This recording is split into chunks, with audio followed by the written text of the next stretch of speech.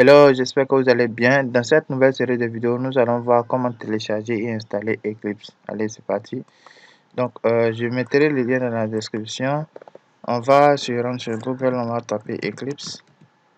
Voilà. Et donc, tout dépendra justement de votre débit Internet. Sinon, le téléchargement ne devrait pas durer. Il est très léger. Donc, on va se rendre sur le lien Eclipse Download ou bien on clique directement sur Download. Voilà, donc vous voyez que c'est un lien qui est du lien eclipse.org, donc on est toujours sur le lien principal. Rien de bien compliqué, on va patienter une fois la page sortie. Déjà, je vais cliquer sur Decline pour ne pas qu'on on me snag. Donc là, je vais cliquer sur télécharger, download pour les amoureux de la langue de JXP. Alors, une fois cliqué sur Download, vous allez descendre, vous allez voir ici Download Eclipse IDE, d'accord? On va cliquer sur ça et vous allez voir, vous allez être redirigé sur une autre page, vous invitant justement à télécharger les différentes, selon les versions, voilà, acquises par rapport à votre machine. Donc, ceux qui sont sur Linux, voilà, Linux est vaste, on a la version Debian qui est encore qui est égal à Ubuntu. On a ceux de CentOS, on a ceux de Arch Linux et tout ça. Donc, en fonction de votre distribution, vous allez télécharger l'archive qui va avec. Donc, nous sommes sur Windows, on va télécharger x8464. Voilà. Donc, vous allez constater que c'est pareil que le macOS, mais en réalité, les fichiers binary ne sont pas les mêmes. Voilà. Donc, là, on a cliqué sur notre version de Windows. Ici, on voit bel et bien que c'est la version Windows qui, justement, va être téléchargée. Et là, on va faire download. Tout est bon. Et voilà, je pense que là, on va être redirigé justement sur une page qui nous dira que on a effectivement téléchargé. Et ça nous dit merci. Donc, on va patienter. Vous allez voir juste en bas de votre écran, là où je mets la souris. Vous allez voir le téléchargement qui est en train de se faire.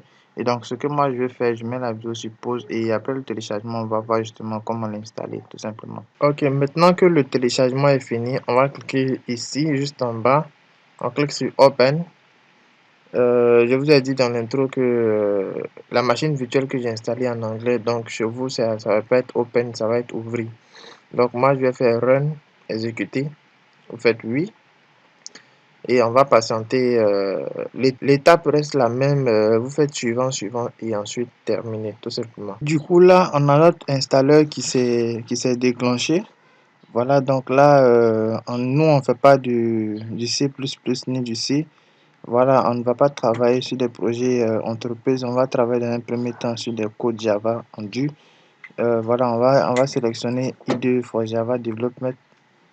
After this, on aura le bouton install ici, mais avant ça, vous devez choisir justement le répertoire qui justement va héberger vos différents composants. Voilà, donc vous avez, quand on vient dans le C, voilà, ici dans le C, vous avez la possibilité de créer un dossier au niveau de users. D'accord, donc là, c'est l'utilisateur qui est connecté qui est ici. Vous créez un dossier et vous faites pointer directement sur, voilà quoi, sur ce dossier-là afin que l'installation puisse se faire dans ce dossier-là. Comme ça, à l'avenir, vous savez que c'est là-bas que vous avez installé Eclipse. Voilà, par défaut, ce que je peux conseiller, c'est de laisser Eclipse installé dans un répertoire dédié de façon personnelle. Lui-même, il va choisir son répertoire, il va s'installer et puis voilà. Tout va bien se passer en gros.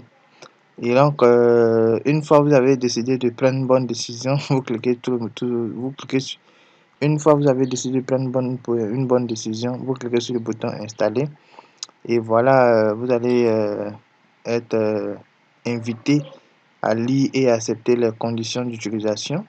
Voilà, moi j'ai déjà fait, donc je vais vous épargner les détails. Déjà que c'est en anglais, si vous ne comprenez pas l'anglais, c'est déjà un frein.